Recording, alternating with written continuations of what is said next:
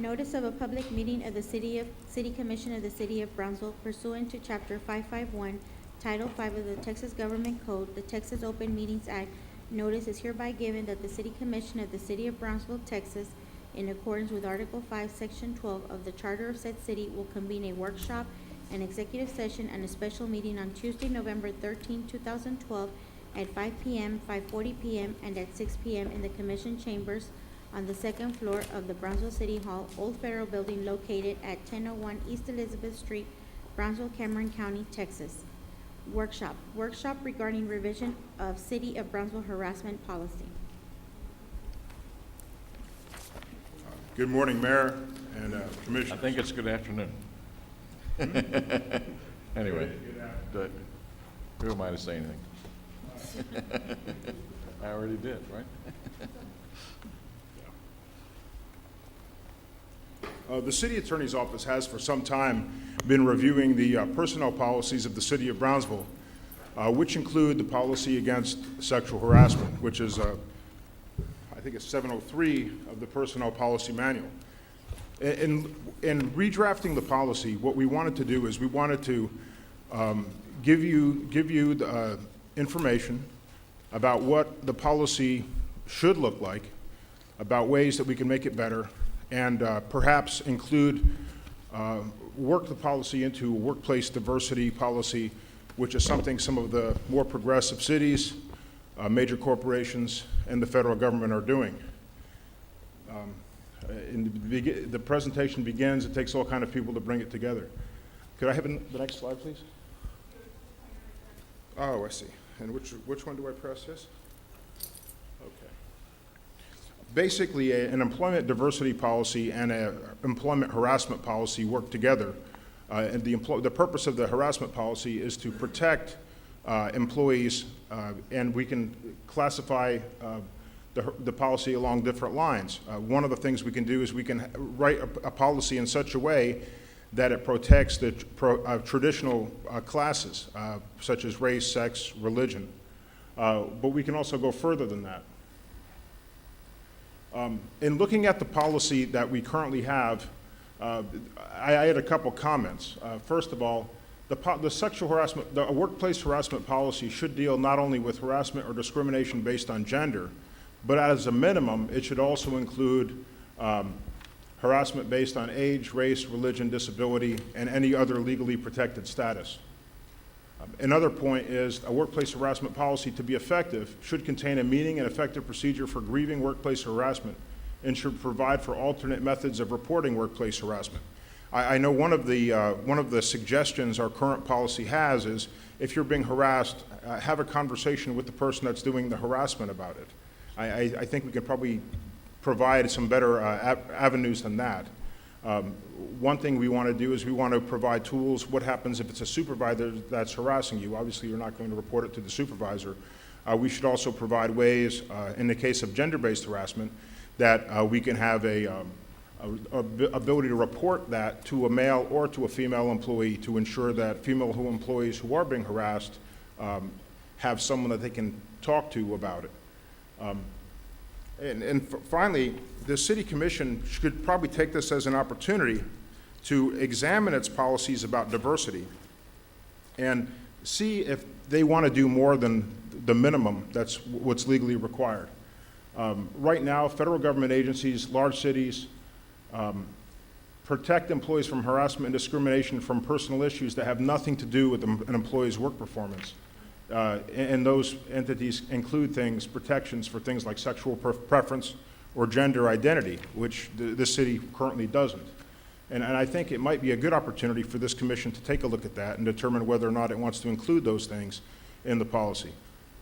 In looking at the policy, Mayor, as an attorney, I know people are always concerned about this, but attorneys in particular, we always look at a liability. I'm convinced that we can redraft the policy in such a way that it both affords greater protection to people and assures greater workplace diversity, but it also protects the city more. I think there's a lot of things that we can do with the policy itself, and I'll be talking about that. What are the benefits of workplace diversity? Well, we have a very diverse community. There's a lot of what we want, the city workforce should reflect the community it serves. One of the things we can do is workplace diversity helps build the city's relationship with the community it serves. It can create a more inclusive and supportive work environment. It can increase productivity, and it can improve employee retention, thereby reducing the expenditure in the recruitment process. In looking at the policies that we have and where we want to go with it, I took a brief survey of some sample policies. I looked at the federal government, the FCC and the U.S. Department of Labor, workplace harassment policies for Texas City, such as the City of Houston, and I also looked at private industry. I picked IBM Corporation, just to see what kind of workplace diversity policies these kind of entities, the federal government, a major city, and private industry had. First, I took a look at the FCC policy. Their policy, they have zero tolerance for harassment, and they protect workers from discrimination or harassment based on the traditional categories, race, color, religion, sex, but also gender harassment, gender identity, and sexual orientation. I looked at the policy statements from the United States Department of Labor. And again, they include protection for people based not only the traditionally protected classes, but also based on pregnancy, gender identity, and sexual orientation. The City of Houston this year, the new mayor passed a policy which, in addition to the protected classes, added protections based on genetic information, gender identity, pregnancy, or any other legally protected characteristic. And included sexual harassment to include harassment based on same-sex harassment. IBM, I did some reading on IBM, and it's interesting because they don't just look at this as a policy against harassment. They embrace diversity in the workplace as a strategy. And IBM and a lot of other major corporations believe that to be competitive, to serve their populations, constituencies, or clients, that they incorporate diversity as a source of strength into their organizations. But IBM, like those federal entities and the Texas City, Houston, also include prohibiting discrimination, harassment based on genetics, gender identity, sexual orientation, and things of that nature. So we have to look at what the policy that I've submitted to you that's attached does. It does some different things than the policy that we had. And obviously, this is just a draft. I wanted to take the opportunity to present this to you because I realize this does represent a policy shift in what the city of Brownsville has done. I usually try to stay out of policy, but as your attorney, I thought it incumbent upon me to bring this to your attention. The policy, this policy would prohibit workplace and harassment discrimination based on their traditional classes, but it would also broaden the protections to include discrimination based on gender identity or sexual preference or status as a disabled veteran. In my opinion, the policy that I presented to you, it reduces the city's liability because it provides clear avenues for reporting harassment. In other words, there's different ways harassment can be reported. You can report it to your immediate supervisor, you can report it to your department head, or you can report to human resources. This policy also does something different than the old policy. It would prohibit, and this is just an idea, a new policy might prohibit a voluntary sexual relationship between a subordinate and a supervisor, a direct subordinate, okay? That's something that exists in the military. I wrote down military model, but I think it's unprofessional conduct, and I think it can lead to a lot of sexual harassment claims when things go wrong. It also can contribute to a lot of problems when you're trying to litigate these things, when someone's saying it's consensual or someone's saying it's not. It's like, well, no, it shouldn't happen at all, and that solves the problem quite a bit. So basically, I think that the commission has got an opportunity here in revisiting the policy that we have right now, which is 703, to broaden the protections which are currently provided. We have a policy that prohibits sexual harassment First, we would broaden it by including all the protected characteristics. We can incorporate protection against discrimination based on pregnancy, sexual orientation, and gender. I think the policy is an improvement in terms of protecting the city over the previous policies, in that it provides administrative procedures for a person who is a victim of sexual harassment to report. I think those procedures are clear and would provide the city with greater liability, not less. I would just ask that over the next several weeks, perhaps, that you examine the policy which I've presented, that's in your supporting material, and get back with me with your comments, so we can maybe at a meeting in the future present it to the City Commission for implementation. Anyone have any questions on this? Thank you, Mark. Thank you.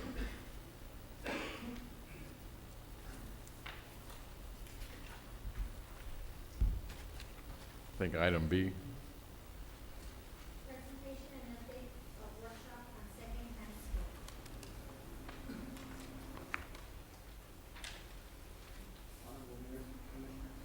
Can y'all hear me?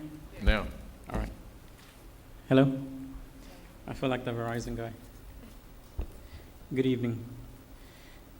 Based on a City Commission recommendation, when we first had this item for second reading, we were asked to put on a workshop, and we were asked to go back and look at some concerns that the chamber had on a letter dated July 23rd. We went back and looked at some of the factors that they were asking us to look into, and this is a summary report of what we have gone back and done of due diligence. I want to point out that in 2008, when the smoking ordinance was first passed and 51% portion of that ordinance went into effect, it affected over 95% of establishments in Brownsville. At that point in time, 2008 is also the year when the economy started to affect us. So based on the review that we did, this ordinance did not put any restaurants out of business. In fact, businesses, as I trended on the report that you all may have received on Friday, a letter with stats, businesses continue to perform just as the economy did. The economy did take a hit, but restaurants continue to operate in lieu of the ordinance that went in effect in 2008. So let's move forward to 2012. We're looking at about 4%, 4.72 establishments being affected by this new amendment to the ordinance.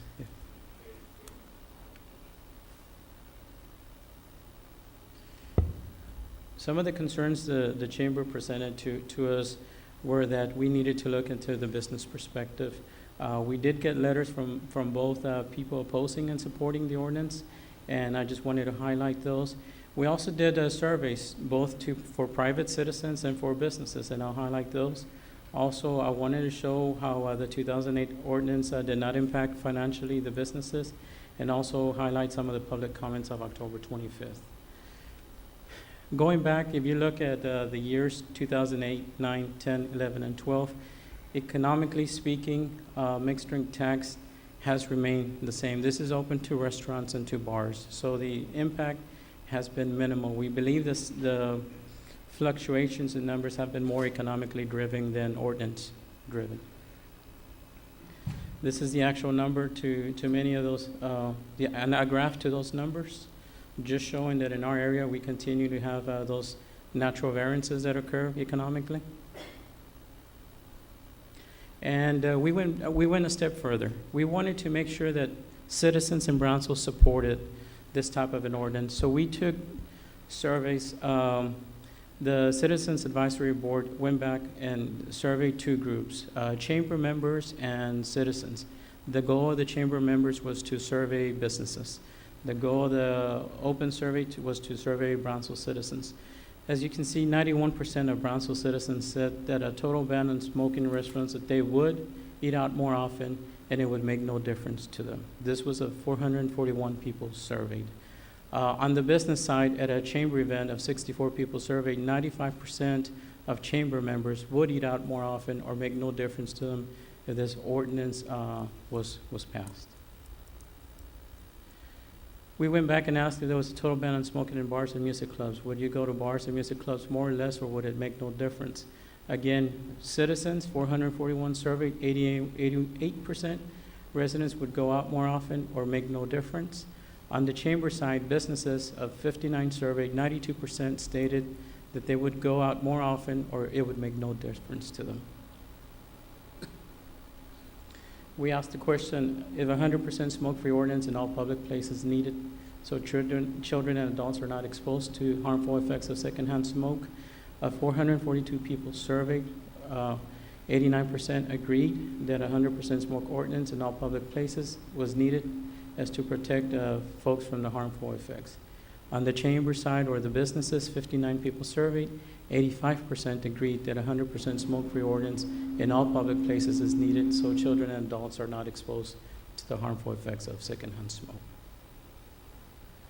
We asked the next question, do you think breathing smoke from other people's cigarette is very harmful to one's health, not very harmful to one's health, or not harmful to one's health? Of our local citizens surveyed in Brownsville, 444 people surveyed, 94% stated that they thought that breathing smoke from other people's cigarette is very harmful to one's health. 1% stated it is not harmful to one's health, and 5% stated not very harmful to one's health. Of the chambership members, which is the businesses, of 59 people surveyed, 95% of chamber members think breathing smoke from other people's cigarette is very harmful to one's health or recognize that. No one stated that it's not harmful to one's health, and 5% stated it's not very harmful to one's health. So the survey results. What we see here is that a majority of businesses would be in favor of a smoke-free ordinance. You can conclude from this that more or new customers and existing customers will frequent some of the businesses they may not have gone into because of the smoke issue. Also, this numbers replicate what we've seen statewide and nationally with other, as Dr. Juan had speculated it would. It also shows that, in conclusion, that economic data shows that there's minimal or neutral economic impact. I did visit with a bar owner, and I did visit with a restaurant owner that I had invited at the October 25th when I met them. And ironically enough, the restaurants feel that this ordinance is needed because it puts them uneven ground with the bars. They felt that they've lost out to the bars having a venue where smoking's allowed and now they're not allowed. So this would actually even the playing field. On the bar side, owners are just wanting to know what the regulations will be. They've heard a lot of misinformation and they just wanted to get clarification. One bar owner I met with specifically, he loved the idea that he could go back and have an outdoor area, that because he says he's seen that a lot in the big cities. And he pointed out, for example, in Austin, he's seen the rooftop areas that have become very popular and were driven by these type of ordinances. That concludes my presentation to you. I just want to let you know we've done our due diligence. The second reading will be before you today. Any questions, please feel free to ask. Arturo, when you comment on that, businesses said that it evens their playing field, how can it even their playing field if where the place where people are allowed to smoke is where the smoker can go? I'm repeating a comment. I know. But what I'm saying, in other words, the business owner is saying, okay, The restaurant owners. yeah, the restaurant owner is saying, you're leveling off my field. Well, yeah, but the place that allows the smoking, that's where they're getting their business from. Now you're gonna level off the field? I am merely reporting. yeah, I'm it's not just- interpreting that as a good Yeah, or a no, bad of course. result, but I felt that it makes other business owners who may be silent and saying we now feel like it's a more even playing field for us. And I'm repeating that. I'm not trying to make Yeah. anything of it. All right. Thank you for your time. Thank you, Arturo. Appreciate it.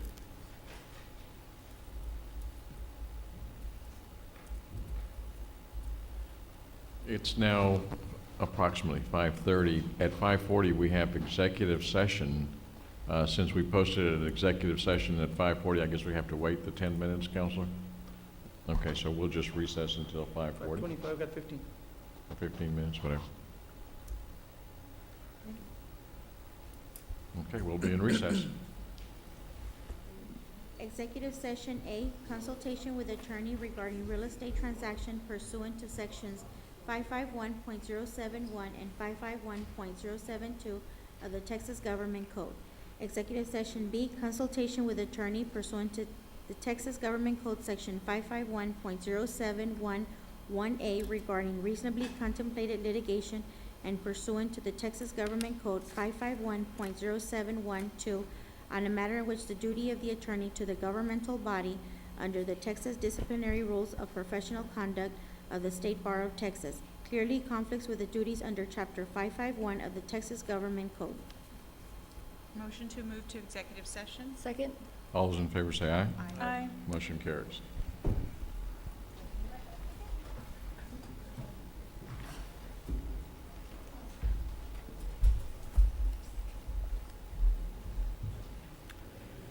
Okay, it's now 6 o'clock. Carlo, would you lead us in the Pledge of Allegiance?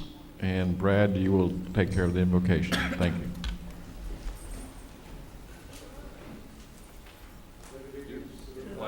Of the United States of America, and to the republic for which it stands, one nation, under God, indivisible, with liberty and justice for all.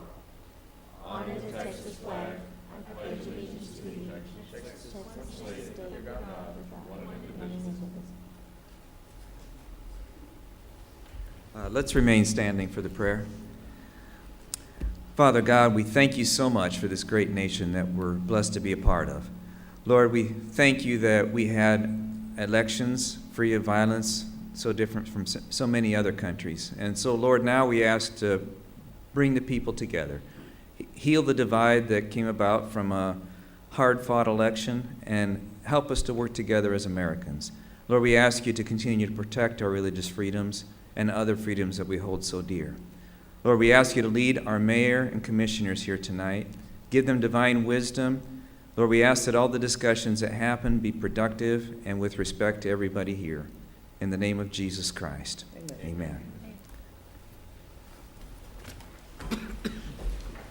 Okay, now, action items discussed in executive session. Number A, Mr. Josie, would you please come forward? May I read it? Action to proceed as advised by legal counsel. Mayor, Commissioners, what we're requesting is a motion that would approve the sale of the real property described as blocks 128, 129, 130, 135, 136, and 137, and also authorizing the city manager to execute any appropriate documents. Okay, I'll entertain a motion. Motion to approve? Second. All those in favor say aye. Aye. Motion carries. Thank you, Mr. Josie. Thank you, Your Honor. Okay, now, action item number B. Item B, action to proceed as advised by legal counsel. Okay, and we don't need, Stephanie, I don't think we need a presentation. We know what it is. So moved. Second. All those in favor say aye. Aye. Motion carries. Thank you, Stephanie. Insofar as the mayor's activity report, it's real simple. I want to thank everybody for voting, regardless of which way you voted. I know that there's going to be probably disagreements. I respectfully ask each and every one of us to work together in the future, working our differences, whether it be at a national level, state level, or local level. But I think it's extremely important that we had a good turnout. Your vote is your voice. And the other thing I'm going to make real quickly is that unfortunately I will have to be leaving here after item number 5 before, once you get to item number 6 in public hearings, I'm going to let Commissioner Villarreal, who I think is on the rotation, who will be presiding. Anyway, that's the mayor's report. Any other commissioners' reports? Okay. Proclamations. Proclamations, National Homeless and Hunger Month. Do we have any representatives from the BISD Youth Connection Project? And I'd also like to ask if Mr. Kenneth Parks would come up and join them.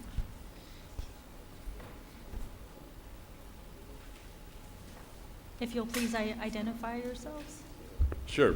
Abel Morales, and I'm the chairperson of the Cameron County Homeless Partnership. Victor Maldonado, Executive Director for the Ozanam Center. My name is Kenneth Parks. I'm the president of the Brownsville Ministerial Association and director of the BMA Food Bank of Brownsville. Thank you so much for joining us today. Just to give you some information and background on this proclamation, BISD has identified more than 1,500 homeless children attending their schools. It's quite an alarming number. These individuals have not only assisted with our youth and the issue and dilemma facing this community, but with our adult homeless as well. So I applaud them for their efforts, and we're here to present them with a proclamation. Homeless and Hunger Awareness Month in our city, whereas for the past several years, the National Coalition for the Homeless and National Student Campaign Against Hunger and Homelessness have sponsored National Hunger and Homeless Awareness Month. And whereas through this proclamation, we aim to educate the public about the many reasons people are hungry and homeless, including the shortage of affordable housing in Brownsville for very low-income residents, and to encourage support for homeless assistance service providers as well as community service opportunities for students and school service organizations. And whereas there are many organizations committed to sheltering, providing supportive services as well as meals and food supplies to the homeless, including healthcare, education, employment activities, literacy, drug awareness activities, counseling, and many other services.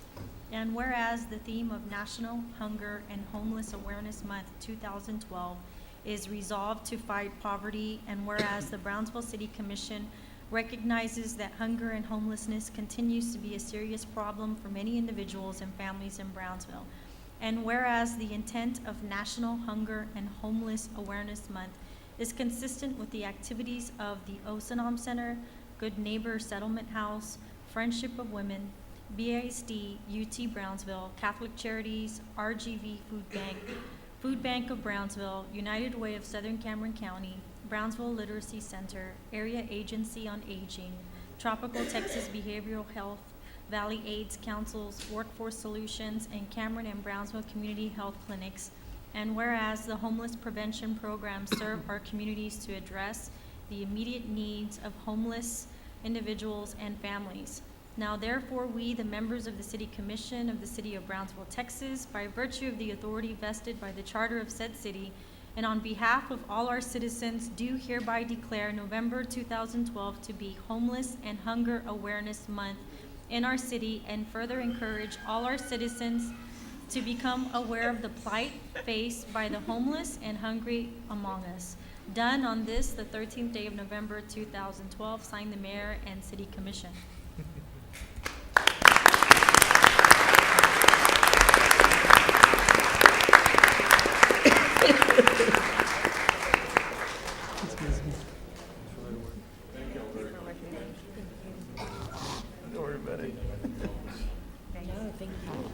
I want to thank all three of you gentlemen for the work that you do. It is a serious problem. We have to recognize it, and we have to solve it. So again, many, many thanks on behalf of all of us. Okay, thank you. Number 4.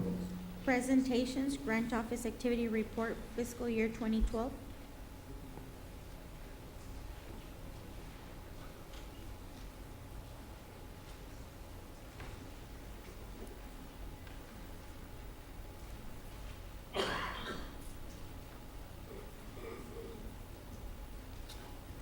Mayor, Commissioners, good evening. Good evening. We're here today to present our semi-annual grant report, give you some updates on what we've been working on, some things we've closed out, how we're expanding, and introduce you to our newest grant writer if you haven't already met her. But basically, since we became a department a couple months ago, we've streamlined the grant process quite a bit, and so we're really proud to say we're a lot more structured. We've got our standard forms, policies, procedures, things like that. Still making some tweaks, but I think that we're on the right track, and we hope to expand a little further in the future. But let me introduce you to our newest grant writer. If you haven't met her, her name is Jennifer O'Connor. She came on board in September or August, and she's hit the ground running. So we're glad to have her on board. Thank you.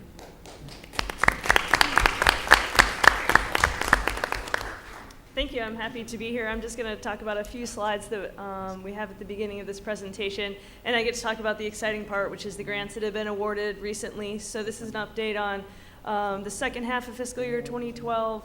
The City of Brownsville was awarded 6 grants, totaling almost $5 million. They're listed there for you. And then in the past 2 months, so the first part of the fiscal year 2013, we've been awarded 2 grants totaling almost $2.5 million. And then we have 9 grants pending right now for a total of just over $5 million, and you'll see some of them listed here. And I'll give you a chance to look at those, and then I'll switch to the next slide, and you can see the remaining ones. And so those are the remaining grants that we're still pending, and keeping our fingers crossed that we hear good news in the near future. And so now I'll turn it over to John to talk a little bit about grants that have been closed out recently. Good afternoon, Mayor and Commissioners. Since we became a department, we've closed Project Greenlight, which is through the State Energy Conservation Office, and that was for a total of $100,000, with about $20,000 in the initial local match contribution. Historic Brownsville Museum was closed out last month, or September, sorry, for $150,000. The funding came through the Brownsville Community Improvement Corporation, and of course, that was to replace the historic clay roof tile on the Historic Brownsville Museum. And additionally, we're pending closeout in January of 2013 for the EECBG grant through the Department of Energy, and of course, that grant worked with City Plaza, City Hall, and Public Works, the public landfill.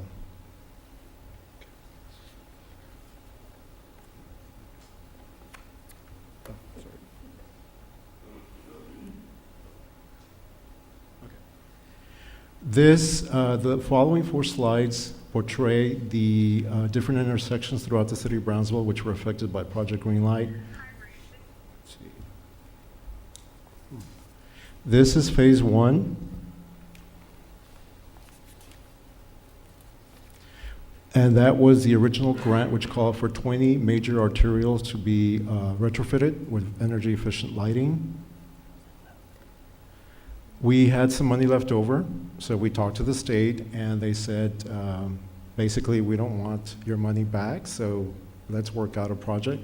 So because Brownsville is working extensively on the historic downtown, we proposed working with the downtown district, and they readily accepted it, and so that took place. And we had some additional funding left over because of labor. There was still funding left over for labor. So we talked to the traffic department, we talked to the state, and they approved retrofitting additional intersections. The end result is all those different colored intersections. Basically, the entire city of Brownsville, for the most part, was retrofitted. We are working closely with PUB. It is an extensive process. They have to go intersection by intersection to measure the amount of consumption in the last 2 years. And because the cost fluctuates on a monthly basis, we're working closely with them. They've been a huge assistance, but we still haven't gotten that report yet completed, but it will come shortly. And that will show not only the level of energy reduction, also the cost, or rather the increased savings. But I know some intersections were previously on the monthly basis, they would show consumption of about 10 or 12,000 kilowatts. It's been dropped to about 3,000 or 4,000. So, I mean, it's a lot of savings. I have a pretty picture up there of the Historic Brownsville Museum. That was, again, the second project that was closed out recently. As every other city department, we proposed our performance measurements for this year, this fiscal year 2013. We're looking at submitting about 45 grant applications. Last year, about a year ago or so, we had proposed submitting about 30. We actually submitted 40, and we're looking to increase that. We're looking at a number of grant awards managed, and managed means we wrote them, we helped with the writing component, maybe with the budget. It could mean any number of things. Maybe we seek consultation with the state or federal offices. So again, it could be a number of things. As far as efficiency, administrative time spent on planning, developing, and submitting a grant application, we have proposed that approximately $57,702 will be spent on each grant application, and the way we figured that out is by taking a portion of Stephanie's salary, a portion of my salary, and a portion of Jennifer's salary, and coming to that number. As far as administrative time spent on managing grant awards, we're proposing $14,760. Please keep in mind, every month is different. Some grants require a little bit more dedication than others, and there's, sometimes we're submitting or writing 4 or 5 different grants at the same time, the same month, so, it's going to fluctuate. But we're hoping to be, this will be the end result. We're hoping to receive $7,200,000 in grants for fiscal year 2013, and we're hoping that 20 of those grants will be compliant in the sense that reporting will take place, the budget expenditures will take place on a timely basis, and that sort of thing. We're also involved with United Brownsville. Stephanie and myself are co-project managers for the community-wide grant writing initiative, and we're looking for these 3 months that are coming up, October, November, December. We're already working on the EPA Educational Outreach Grant, which we're looking at requesting about $180,000. We're currently working with proposed partners, UTB, BISD, Brownsville PUB, local nonprofits, and of course the city. And this involves Resaca Restoration Education Outreach Program. Not only will the students be actually performing the Resaca sampling, they will in turn share it with the community, with their households, that kind of a thing. We're also looking at cataloging current grant programs, reviewing collaborative opportunities, meeting on a monthly, maybe quarterly basis on how we can move forward as a community and submit compelling grant applications that will be awarded and affect everybody in the community. Our contact information, again, we're located at City Plaza. We have a website, and we have an email, general email, and of course, you can find us on Facebook. Any questions? Or? Very, very good, John, Stephanie, and Jennifer. Appreciate all your work. I just want to call attention that this presentation can be found on our website in case you want to get a little bit more information. And also, we're trying to make it more interactive. So if you do head to our website, we post every grant award on there with the description of the program, the budget, and everything, so you can see what we're working on and what will be happening throughout the grant process. For example, if there's a construction project that's been awarded, you can actually follow the construction, and we'll follow that up with pictures and things like that, so the community can be involved in the grant process. Thank you. Appreciate it. Charlie, I think you're next. Brownsville Convention and Visitors Bureau.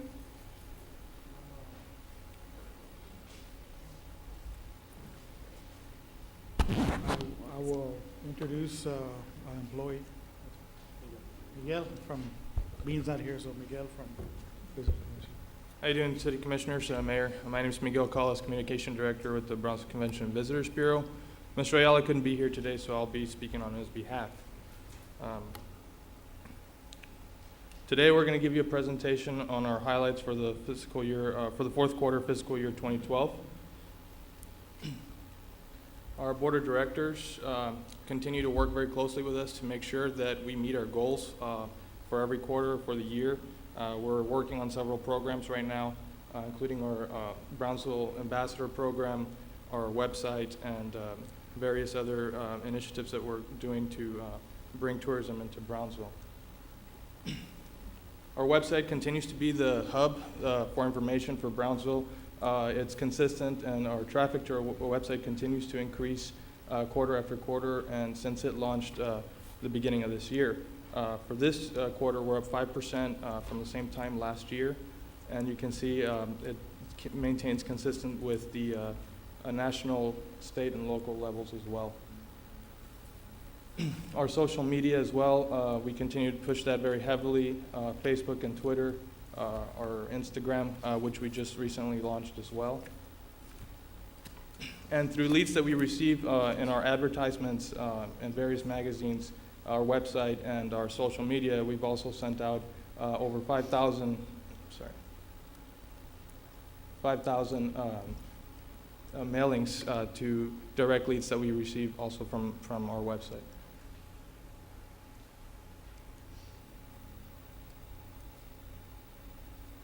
Our advertisements on Texas Monthly continue to run, the prestigious magazine that runs in the lower Midwest, as well as our ads in Mexico. We are pushing, promoting the visitors, Brownsville in Mexico very heavily right now, and these are some of the ads that we've produced. They're done in-house. As well as sports, we continue to promote sports very heavily as well, and we continue to advertise in various sporting magazines. We also assisted the Holiday Village in promoting their great event in El Norte. We designed this ad for them. We put them in contact with our contact at El Norte and gave them a discounted price, so we were very happy to work with them. I'll also add that they have been meeting in our conference room. We've provided that to them so that they can continue to push those efforts as well. We continue to be very involved in the community. Better Block, we continue to support that initiative very heavily. I think it's a great opportunity for the citizens of Brownsville to get to see what downtown could be. As well as Mr. Ayala assisted the Tour de France, which is a biking event. So we continue to push recreational activities in Brownsville very heavily as well. Some of the highlights for the fourth quarter are Brownsville Tourist Ambassador Program. We did presentations at La Quinta Inn and Suites, the Border Lions, and Brownsville Propeller Club. We've actually done over 200 200 attendants have attended our presentations, and we've done very well with that. We're going to continue to expand that. We're going to start a certification program that will allow people to get certified and go ahead and continue to push that forward as well. We were involved with the South Texas International Alliance. It compromises cities from the lower Rio Grande Valley, including San Antonio, to push South Texas as an economic bustling institution as well.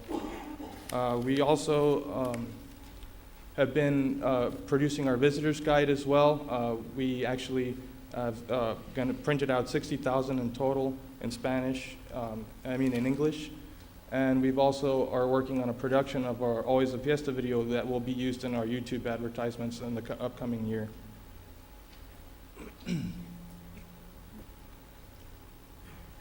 We continue to be very involved in sports as well. The Little Miss Kickball Tournament was held in July 4th through the 6th, and Mr. Ayala also assisted in hosting as well with other city heads, and assisted the Jackie Robinson World Series on July 31st. One of the things that we're very proud of is the awards that we won earlier this year for our website and our Tourist Ambassador Program with the Texas Association of Convention and Visitors Bureau.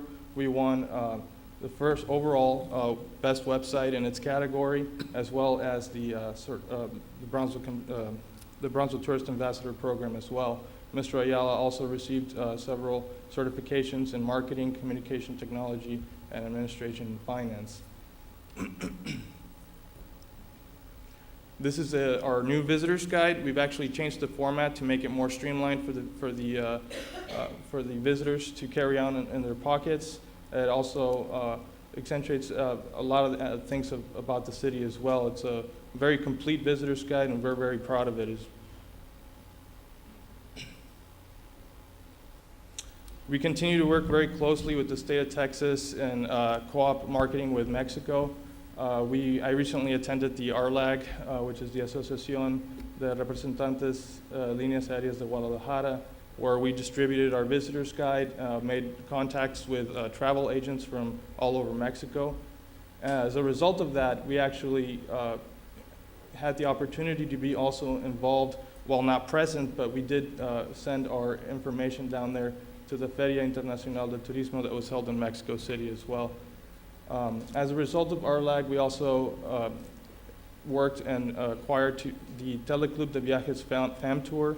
That is a tour that came to Brownsville to do some filming for a TV program that airs in channel 11.4 Sky, that's aired in Guadalajara and the rest of Mexico.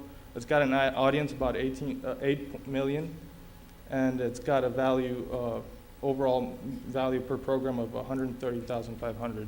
So we were very proud of that, and it's something that's going to continue to help our efforts in promoting Brownsville and Mexico.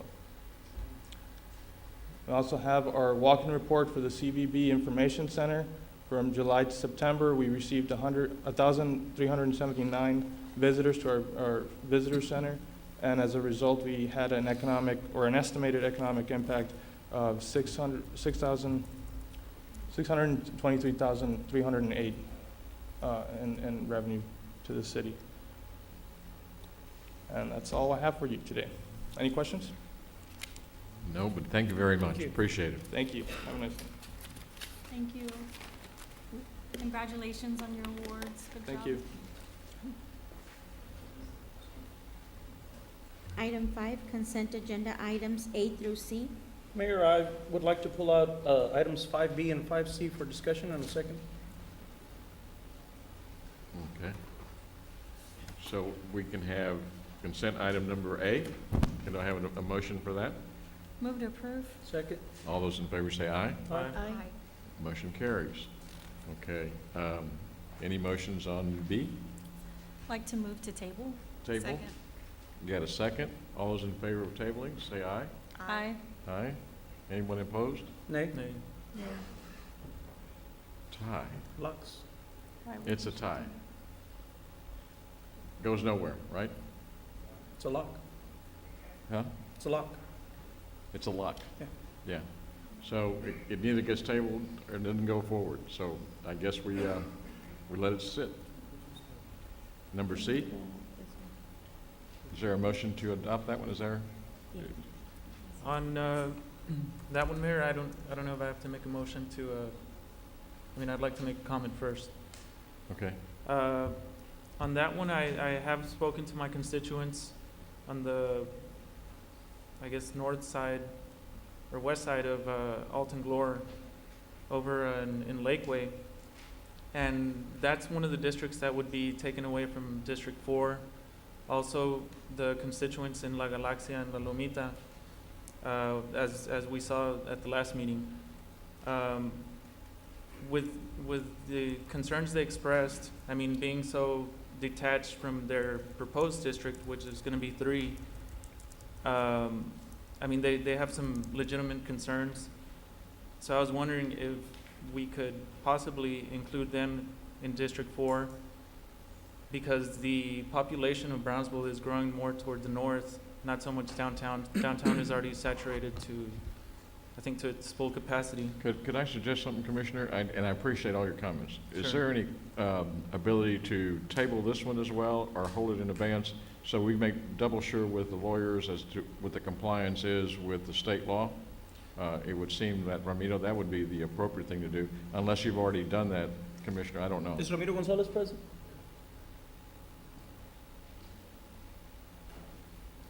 Mr. Gonzalez, do you have the maps I requested?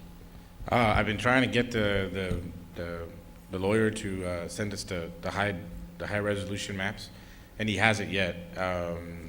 So I wanted to have them for today, and I wanted to be able to send them to you. So I will follow up with him tomorrow morning again and see if we can get the high, or at least a zoomed in version of every boundary where your concern they are in is. his possession.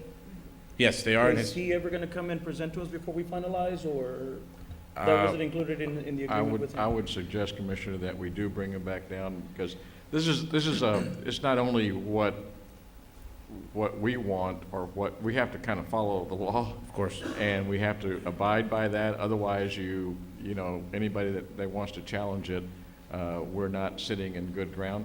So if with everybody's indulgence, I would appreciate if we sit this one and bring that young man down, whoever it is. Yeah, if it's the wish of the commission. And we can have a workshop.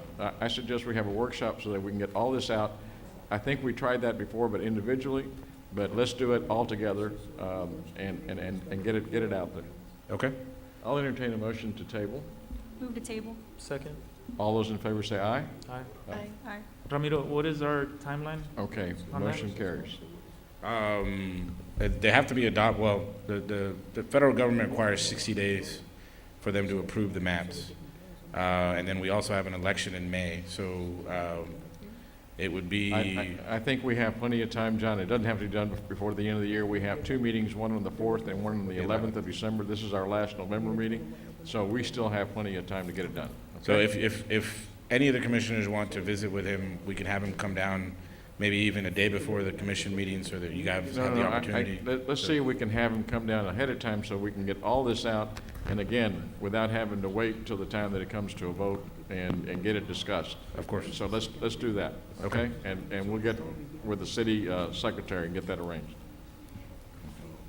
John, you want to come over here? With everybody's indulgence, I'm going to step down. Have a safe trip. Do we have any? Okay, we'll go ahead and move on to item The- 6.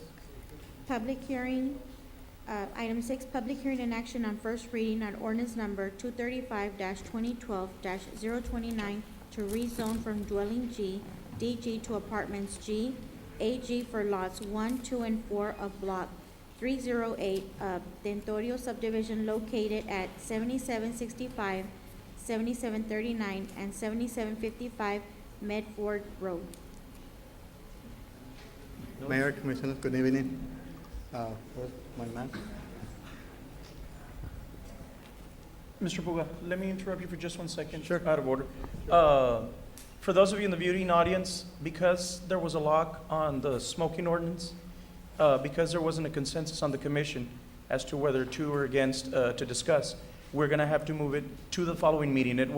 It's because of the votes. We're missing 1 member, so we were tied at a 3 and 3, and that's policy, that's the law. So it will be up for discussion, depending on what the ruling is. Legal is going to get a ruling on it tonight, and depending on what the ruling is, trust me, it'll be on Channel 12, it'll be on the news. The Brownsville Herald is very interested in it, so by tomorrow, or probably at the end of this week, you'll have a notice as to whether it'll be on the 1st or on the 2nd meeting of December. Have a wonderful Thanksgiving, folks. Sorry about that. Mark, you'll let us know as soon as you know. Mark, can you clarify? We can't hear you, Mark.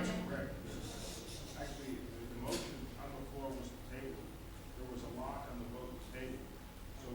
So therefore, it's not tabled. So therefore, the matter would be up for a vote tonight. In other words, the motion on the floor was to table, okay?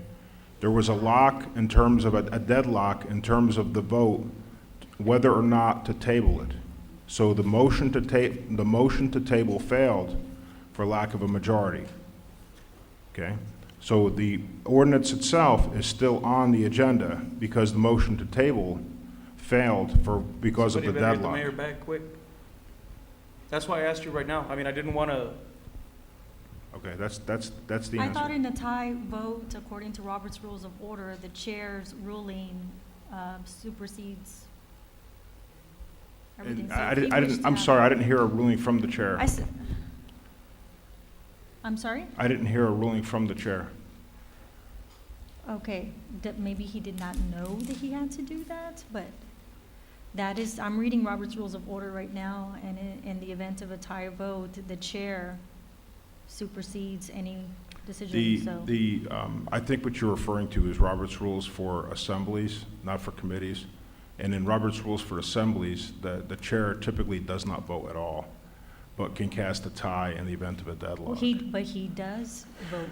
That's because right, and that's why. Our city charter affords him that opportunity to vote Correct. in any item.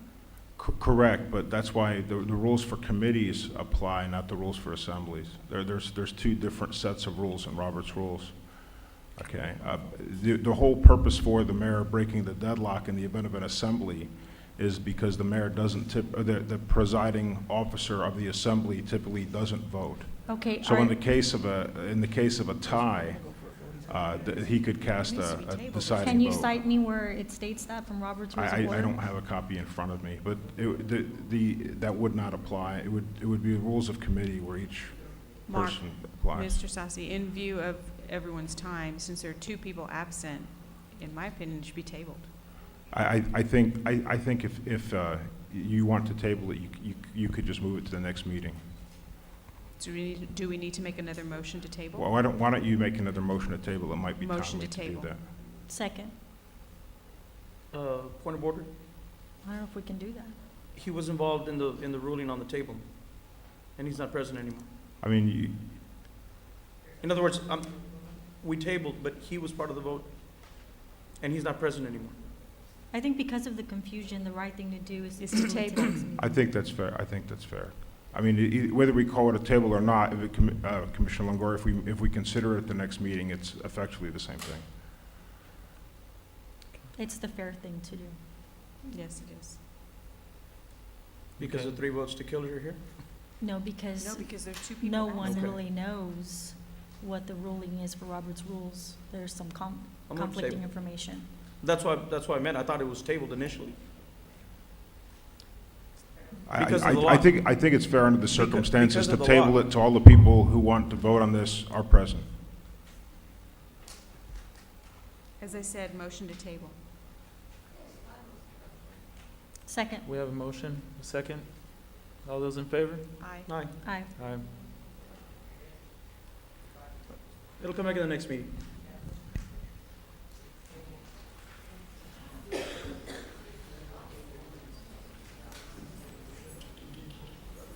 Oh, do you want my vote? We'll table it. Oh. I voted. No, she didn't. I voted. No, I voted against the smoking ordinance.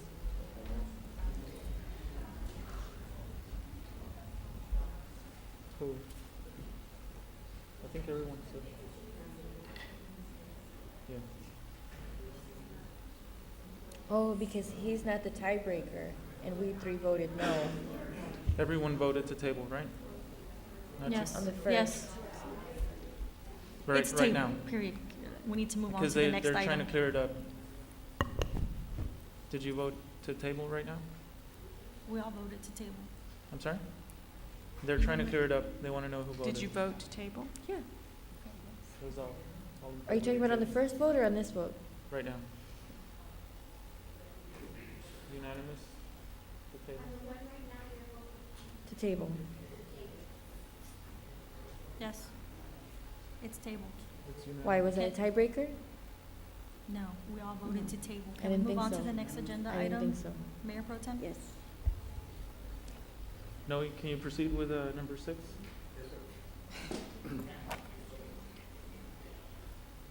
Okay, we have a map projected on the screen. This is the area shaded in red, the rezone to apartments. The Planning and Zoning Commission, all in favor of the approval. No, can you get the microphone? I'm sorry. Again, this is the area shaded in red for the proposed rezoning. This is Boca Chica, 511, or Indiana Avenue. Like I said before, the advisory group, Planning and Zoning Commission, recommended approval, all in favor of the zoning case. Okay, this is a public hearing. Do we have any comments? Entertain a motion to close public hearing? So moved. Is this the one on Medford Road? I'm sorry. I didn't hear. Medford? Yes. Any second? Second. All those in favor? Aye. Aye. Do we have a vote? The public hearing was Motion to approve? Second. All those in favor? Aye. Aye. It's unanimous. Item number 7, Noe? Item 7, public hearing and action on first reading on ordinance number 235-2012, 35-034-S to allow professional office and apartment zoning on dwelling for Lot 26, Block 1 of Street Tropez subdivision located near Old Portisable Road and FM 802. Again, we have another map projected on the screen. This area shaded in red is the proposed, I think it needs to be, the north is this way. It's not pointed up. But this is Old Portisable Road, FM 802, and this is the area for specific use for 4 apartments and some offices. Again, the advisory group, the Planning and Zoning Commission recommended approval. All in favor of the specific use. This is a public hearing. Do we have any comments? Move to close public hearing. Do I have a second? Second. All those in favor? Aye. Okay, I'll entertain a motion. Move to approve. Second. All those in favor? Aye. Aye. It's unanimous. Item number 8, Noe? Item 8, public hearing and action on first reading on ordinance number 235-2012-036 to rezone from apartment J, AJ to general retail G, 4CG for Lot 1, Block 102 of original town site located at 154 East Jefferson Street. Again, we have another map projected on the screen. This area shaded in red is the proposed rezoning. This is Jefferson. This white area is Palm Boulevard, which is 2 blocks away from Palm Boulevard. Again, the Planning and Zoning Commission recommended the approval. All in favor of the specific use. This is also a public hearing. Do we have any comments? Would you close? Second. All those in favor? Aye. I'll entertain a motion. Would you approve? Second. All those in favor? Aye. Item is approved. Okay, next item, Noe? Item 9, public hearing and action on first reading on ordinance number 235-2012-038 to rezone from dwelling A, DA to general retail H, 4CH for tract 1 and 2 out of lot 18 and 19 of El Jardín subdivision located at 4710 Boca Chica Boulevard. Again, on this map projected on the screen, this is Boca Chica Boulevard, Central Avenue. This is the area shaded in red. Is the proposed rezoning from dwelling to general retail. Again, the Planning and Zoning Commission recommended approval. All in favor of the rezoning. This is a public hearing. Do we have any comments? Close? Second. All those in favor? Aye. Okay, I'll entertain a motion. Motion to approve. Second. All those in favor? Aye. Aye. Item is approved. Next item, Gisela? Item 10, public hearing and action on first reading on ordinance number 235-2012-039 to rezone from light retail J, 2CJ to apartments H, AH for 1.84 acres out of block 34 of El Jardín subdivision located at 1661 Old Portisable Road. Again, we have another area shaded in red on the map. This is Old Portisable, Coffee Pour, or Jaime Zapata Avenue. In this area, for the proposed from second commercial to apartment H, again, the Planning and Zoning Commission, all in favor of the rezoning. This is a public hearing. Any comments? Close? Second. All those in favor? Aye. I'll entertain a motion. Motion to approve. Second. All those in favor? Aye. Item is approved. Next item, please. Public hearing and action on first reading on ordinance number 235-2012-040-S to allow apartments on a dwelling for Conrado's duplex subdivision located near Ponciana Drive and Sloss Drive. Again, we have another map projected on the screen. This area is a proposed for duplexes. Again, the Planning and Zoning Commission recommended approval of the specific use for duplexes. I guess tonight is my night. This is a public hearing. Do we have any comments? No? Close? Second. All in favor? Aye. I'll entertain a motion. Move to approve. Second. All those in favor? Aye. Item is approved. Next item, please. Public hearing and action on first reading on ordinance number 235-2012-605-CU, an ordinance allowing a conditional use permit to sale on premises alcohol, wet restaurant for Block 21 of El Jardín subdivision, Share 19, located at 2515 Old Port Isabel Road, District 3. Again, we have another map projected on the screen. This is a conditional use table from the previous meeting because of the protested case. It's not protested anymore. The neighbors retract their protested signature. They send letters. I believe you have a copy of these letters, which is not protested anymore. You only need the majority of this commission for approval. Is that, the protester you're talking about, is that Mr. Santos Goy? Yes, ma'am. Mhm. He's changed his mind on that? I'm sorry? Has he changed his mind on that? Because this Not morning him, I not him, received. but the neighbors surrounding the area. The reason it was protested is because within the 200 feet around the property, there were more than 20% of the neighbors protesting the case. Since the last meeting, they retract their signature and send letters to address to this commission that they're not protesting anymore. So now with only one owner, is less than 20%. I believe it's like 7%. So it's not protested anymore. And if you read the letters said that the reason they changed their mind was because the person who had them sign the petitions initially said that the establishment was going to be a bar. I believe so, ma'am. Mhm. You have a copy of it. This is a public hearing. Do we have any other comments? Real on there, I hate to give here. I just wanted to say that when you have it written here as alcohol, could you be more specific? And because alcohol means anything, whiskey, bourbon, beer, wine coolers. It would be nice just to say they're going to sell just beer, but beer is bad. And I have been coming up here, and sometimes the commission somewhere else says that I'm against beer. Well, we have too many wet restaurants already, and we are creating a dilemma.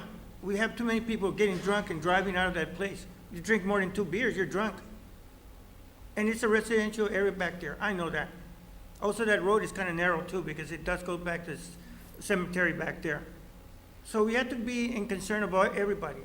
We do have already too many wet places selling beer. If that's the only way we can make money in businesses, then we have a problem in Brownsville. We're all gonna be drunks. Thank Robert, you. it's not this city's place to decide if it has too many wet places or not. And that's not this commission's job either. If it's a business and this business chooses to apply to this commission and chooses to sell, whether it be a beer or wine, or whether an alcohol, because they're 2 separate licenses. Yes, but Okay? this one doesn't say it, right? That's not what I'm getting this at. thing. That's not what I'm getting at. You're saying that there's too many, this commission is not gonna be the body to decide whether the city has too many or too less. Okay? We're just here to decide, and if it falls within our guidelines, to approve them. Okay, but it's an unfair statement to come and say that this city already has too many wet bars or too many wet restaurants. Well, sir, you make those decisions, and you do give out those things by using your guides. But people do have a right. And it's kind of funny that people had protested and then they all retracted. That's kind of funny. That turns me a little red light that somebody's pushing somebody's buttons, and that's wrong. So you say you're right, because you do control what businesses can be allowed in the city, because you make the ordinance. Exactly. And that's right. And sometimes when we ask for changes of ordinance, we have Mr. Rodriguez and the health department, no, because there are more ordinance, and you don't let people make businesses. But it comes out that liquor seems to be the only business for Brownsville. And you have to understand this, sir. You follow those rules, yes, but people are getting fed up. I think the police department too are tired of arresting people, but 2 beers, you go to jail. The application from the conditional uses for wet restaurant, the application and the minutes also stated that only for beer and wine. And it's a wet restaurant, meaning that the kitchen and food will be open all the time. If the kitchen is closed, then they're not allowed to sell any beer or wine. What is the red block G? What business is that? I'm sorry, ma'am? The red block next to it? This is a rental place, like a rental world, similar to rental world. A heavy machinery? Yeah, heavy, what kind of, and right here is Raymond Reg. regular service right here. And so it will be a restaurant It with is. just a well, wet bar? Yeah, the application is for a wet restaurant. Do we have any more public comment? Would you close? Second? All in favor? Aye. And only to 10. The condition is only to 10, they're gonna sell the beer and wine. Okay. Okay. Move Okay. to approve? Second. All in favor? Aye. Item passes, is approved. Item 13, public And no hearing and promotion action. of Public hearing and action on first reading on ordinance number 235-2012-606-CU, an ordinance allowing a conditional use permit to sell on-premises alcohol wet restaurant for Lot 2, Block 1 of Alta Mesa, commercial subdivision located at 5015 Paredes Line Road. Again, we have another map, and this is the area shaded in red for another conditional use. This is a Wings Place. The applicant is here, the owners of the proposed establishment. Again, this is a restaurant, and the business is similar to Wingstop, if I can compare to something. Again, the Planning and Zoning Commission recommended approval. All in favor of the conditional use. This is a public hearing. Do we have any comments on this item? The applicant is here. Would you close? Second? All in favor? Aye. Any motion? Approved? Second? All in favor? Aye. Aye. Item is approved. That's it right now? Thank you. Thank you. Thank you, thank you. Item number 14, we have one. Item 14, public comment period. Mr. Odesti?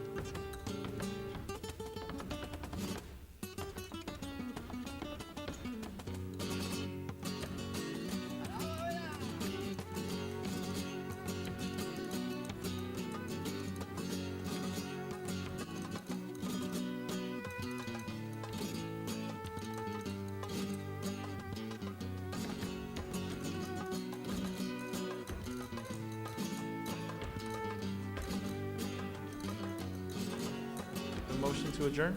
Or actually, no. Okay. That'd be cool. Action item? Yes, we have action items. Number 15, please.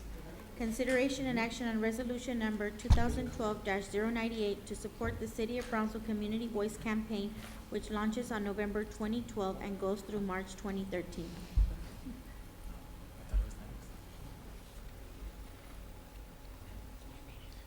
Stephanie? Sorry. Whereas the City of Brownsville is a participating jurisdiction of the HUD Community Development Block Grant, authorized under Title I of the Housing and Community Development Act of 1974, Public Law 93-383, as amended 42 U.S.C. 5301, ETSEQ, and whereas HUD awards grants to entitlement community grantees to carry out a wide range of community development activities directed toward revitalizing neighborhoods, economic development, and providing improved community facilities and services. And whereas entitlement communities develop their own programs and funding priorities and must give maximum feasible priority to activities which benefit low and moderate income persons. And whereas a grantee must develop and follow a detailed plan which provides for and encourages citizen participation and which emphasizes participation by persons of low or moderate income, particularly residents of predominantly low and moderate income neighborhoods, slum or blighted areas, and areas in which the grantee proposes to use CDBG funds. And whereas the Community Voice Campaign goal is to ensure that residents of Brownsville are able to continue to reside in, assist in defining, and actively participate in critical decision-making processes in the community as it evolves. And now, therefore, be it resolved, the City of Brownsville Office of Grant Management and Community Development Department will launch an annual Community Voice campaign, which will consist of various community workshops and needs assessment surveys conducted throughout Brownsville neighborhoods, schools, and public community centers. Adopted on this 13th day of November 2012. Would approve? Second. All those in favor? Aye. And at the risk of being illegal, I'd like to compliment your work on designing this logo. I will wear it proudly, and thank you to the library staff for producing it. Thank you. And just a couple of notes. We will be starting the community workshops the first and second weeks of December. And what that means is that we're going to go into each of your districts and set up a workshop where we invite everyone in the community to come out, and it'll be an open forum. We'll have surveys where they prioritize their needs in the community, as well as open-ended questions where they voice their concerns about things that may not be on the list, or just things that they would like to see in Brownsville the following year. This really helps us to allocate funds with CDBG, Home, and ESG each year. So I just want to let the community know our slogan is your chance for community change. Please come out, let us know how you feel, what your needs are, so that we can address them as a community. We can only help you if we know what you need. Thank you. Thank you, Stephanie. Thank you, Stephanie. Next item, please. Item 16, consideration and action to request authorization to renew a term contract for leather gear for use by the Brownsville Police Department. Honorable Commission, this is the police leather gear contract. This is the essential items, holster, gun belt, cuffs, cuff cases. Last year, we solicited bids, and Galls came in as the lowest bidder. We have in the contract, we're able to extend the contract to 12-month terms. We were notified by Galls that there's approximately a 5% increase in this leather contract due to raw materials production and delivery. We confirmed with the major suppliers of these items that Galls buys from, that these have been passed on to Galls. Based off this, we do recommend the extension of 12 months on this contract. I'll entertain a motion. Any Would questions? approve? Second. All in favor? Aye. Thank you very Item much. is approved. Thank you, Commander. Before we adjourn, if any of us would like to have any Thanksgiving wishes for our constituents, Happy Thanksgiving to everyone in Brownsville and surrounding areas. The Food Bank of Brownsville is collecting, they are collecting canned food, non-perishable items for the BISD Youth Connection Project. As previously mentioned, there are 1,500 plus identified homeless youth within the school district. And this is especially the time where they need our assistance during the holidays. So if you'll please go on to their website, which is the Food Bank of Brownsville, or you can contact me and I can provide you with the information. Happy Thanksgiving.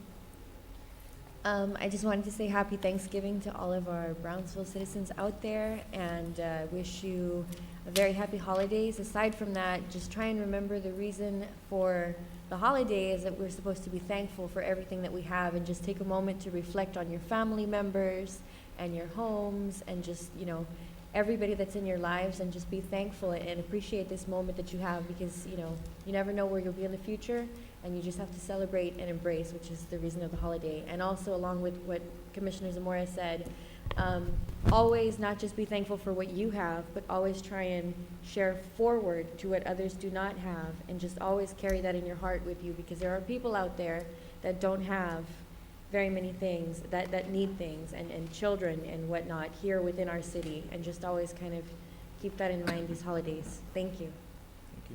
And I just want to wish a happy Thanksgiving to everybody in the city, to our staff. Thank you and happy Thanksgiving. May you have a restful Thanksgiving with your families. And just to let everybody know that BISD children are going to be out for the whole week. So when you're out and about driving, please be careful. Sorry to the parents, that was just voted on. So that's why the kids will be out for the whole week. But also take some time. There are going to be several events going on Thanksgiving where you can go help out. There's several of them going on throughout the city. I know HEB is having their annual event also next week at the Jacob Brown. So take some time to go out and volunteer for and be grateful for everything that we have. Thank you. Thank you. I'd just like to echo the rest of my commission's comments. I'm also very grateful to all our city staff. They're all wonderful. You guys do a great job. A lot of you are understaffed and overworked, and you guys still do an excellent job. So we really appreciate that.